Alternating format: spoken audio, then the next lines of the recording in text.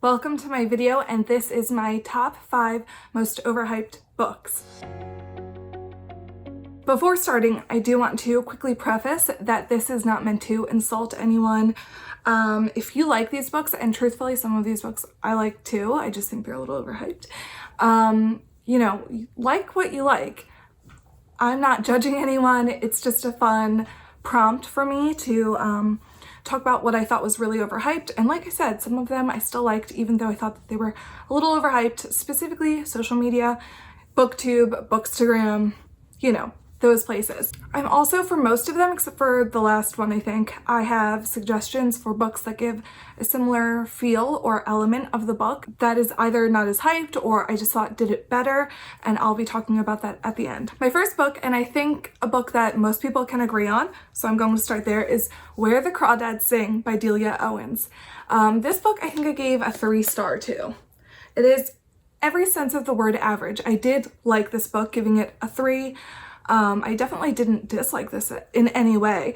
It just told to be this amazing, historical, mysterious book, and it turned out to be a little predictable. This book is about a girl in a marsh who grows up. She grows up basically completely alone, and this book shows her growing up, such as finding her first love, and just becoming her own independent person after being abandoned at a young age. And then it also has a dual timeline element where it shows a courtroom mystery at the same time, and a boy is found murdered. So like I said, I gave this a 3-star. I thought it was fine. I thought it was good. And the reasons I think it was a little overhyped. First off, this book had a very easy to solve mystery. I think just by knowing the characters and what this is about, it just seemed really simple to me. When you read certain parts of the book, and I don't want this to be spoilers, so I'm trying not to say too much, but there are parts of this book that tell you who the murderer is. And that's on purpose. That is definitely an intentional clue. But I could predict who the murderer was immediately. The other really overhyped component of this book is that it is slow. I think a lot of people made this out to be this intense mystery, but it isn't. It's slow. The majority of this book is about discovering a murder, and then also about this marsh girl growing up and her life. So it's not this intense or fast-paced murder mystery that a lot of people make it out to be. There is a part in the last maybe third of the book that does get a little bit more intense, but still it's not. If you read thrillers or mysteries regularly, it's nothing quite like that.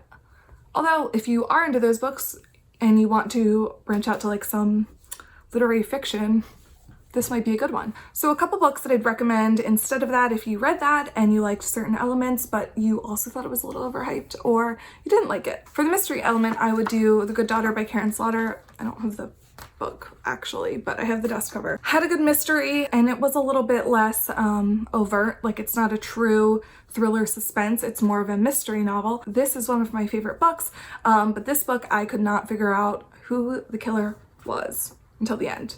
When they revealed it. If you liked the coming of age element, I would say The Vanishing Half. Again, these are not books that are like that book. This is not like that book.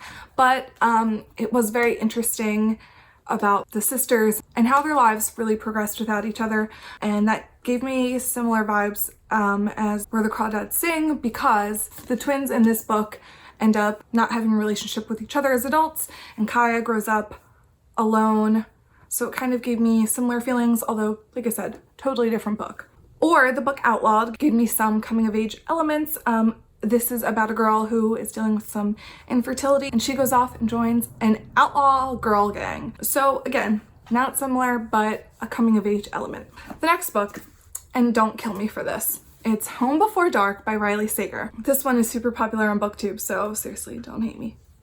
Just wait. This is a book with dual timelines showing a man moving into a house with his family and then some paranormal stuff happens in there and he writes about it, and this becomes an infamous house. And then the other timeline is the daughter going back because her father passes and she is going to renovate and sell the house. And then it kind of sums up what happens there and their experiences and maybe reveals some secrets within the house. I gave this about a 3.5 star. I liked it. It could have been a 4, I think, if some of these elements were fixed. So one of the reasons I think this book is super overhyped is because the paranormal element is really hyped up. And I will put a little spoiler before I said that, but this is not a paranormal book and it doesn't come off as paranormal. In my opinion, it did not come off as paranormal at all. So that kind of made me feel like a little played. This isn't the book that everyone is making it out to be.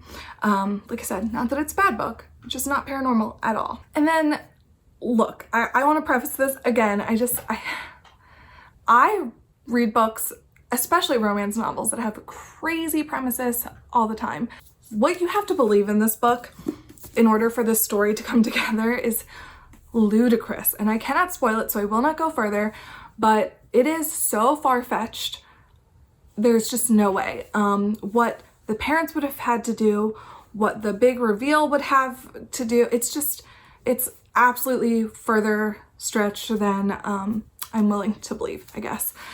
So those were two really big things that when I read it, I thought, people are playing this up a little. 2 books that I'd recommend instead, and this is for like the fun twists and turns elements, Silent Patient by Alex Michaelides. I thought this had great twists and turns. It came together at the end, and again, it's a random thriller. It's not going to be super believable, but like it was a lot more believable, and there was no like phony paranormal aspect in here. So this was a good one.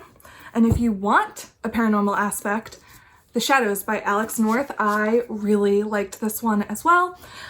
It had some twists and turns, so I would recommend those over Home Before Dark. The next book I don't have with me. It is Long Bright River by Liz Moore. This is a recent read for me, and this one, I know Liz Moore has a big cult following. People really like her writing. So this story is about a woman named Mickey who is a police officer, and she's basically on this quest to find her sister named Casey, who is a heroin addict. So I gave it a 4 star because the ending, I think, did make up for me the beginning, and I'll tell you my issue with the beginning. It was painfully slow, and I think I mentioned that in my February wrap-up video, but this book was so wildly slow.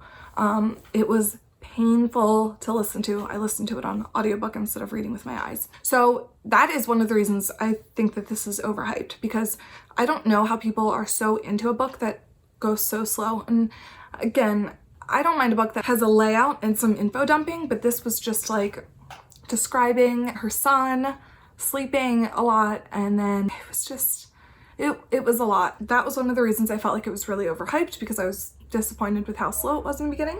And the other reason I feel like it was overhyped is because it's just, again, with the wildly unbelievable, like I said last time, I don't mind an unbelievable book, but this, Mickey, the main character, the police officer, was so naive. And if you're a police officer, I would expect that you would have some sense to you. It was crazy how naive she was, and she just didn't have answers for anything. She couldn't think on her feet, and it was like painful. So that's why I thought that that book was really overhyped. It still has an over 4 star on Goodreads, so people do seem to be liking it.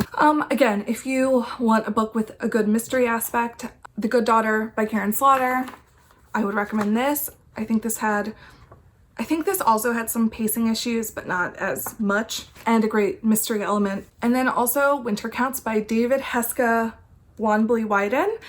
This had some thriller aspects in it, and it was a mystery, and I felt like this was done much better than that. Again, a totally different story, but has some similar elements, and I think that this was just a better read than Long Bright River. Okay, first and only romance, and it is The Honeymooners by Christina Lauren. This is a hate to love, and it is about a couple that gets married and they have an all-inclusive honeymoon, but everyone at the wedding gets really sick over some seafood, and the only way that someone can use it is if the bride's twin and groom's brother use this vacation. But spoiler alert, they don't like each other.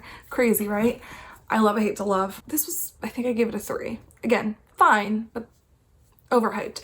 If this wasn't hyped, I might feel a little better about it. And I want to say one of the reasons I think it was overhyped is because everyone, look, this is a romance, obviously, but it's like chick lit, and I didn't I've never read Christina Lauren, so this could be a me thing, but I don't like a fade to black romance. Everyone's hyping this up as like a great romantic hate to love, so sexy, so hot. There's no sex in here. There's like kissing, and I don't care about that. Another reason it's overhyped is that I am sick of the conflict in a romance being miscommunication. I'm sick of the romance miscommunication. I'm done with it. I don't want to deal with it anymore, and I will not rate books with that conflict high anymore. And the last reason that I think this is an overrated book is because the way that the main character Olive's body is described is like, it was a little weird. It focused very highly on her body a lot of the time, and it almost seemed like a horny man wrote it. I know that it's a writing duo of women, but I just felt like kind of weird about that. I'm completely fine with women's bodies. We love boobs, we love butts, we love curvy women, we love fat women, we love thin women. We don't care. But I didn't like how it was written about in that book, and I thought it was weird and it made me uncomfortable. So, just being honest, the OG, I'd recommend this instead. The Hating Game by Sally Thorne. It's so good. Everyone talks about it. You should read that instead if you haven't. And if you have and you want something a little dirtier, I would read Punk 57 by Penelope Douglas. Sexy. It's a bully romance, and it's not really hate to love, but it's a bully romance, so there's that friction there. So I'd recommend those instead. And this is the last one, and it is Daisy Jones and the Six by Taylor Jenkins Reid. Okay. I'm sure you all know this one because this is super popular, but this is about a band in the 70s and how they came to be and recording their one and only album. I think I gave this a 3, maybe a 2. Ugh. I didn't rate it great. I'll just say that. I didn't really like this. I have to say, I think the story is going to be really good when the movie comes out, and I did hear the audiobook was fantastic, but reading the book was just like, I didn't like the story, and for a long time I thought it was how it was written, but I think it's that I didn't like the book. So one of the reasons it was overhyped is that I heard a lot of people talking about the twist.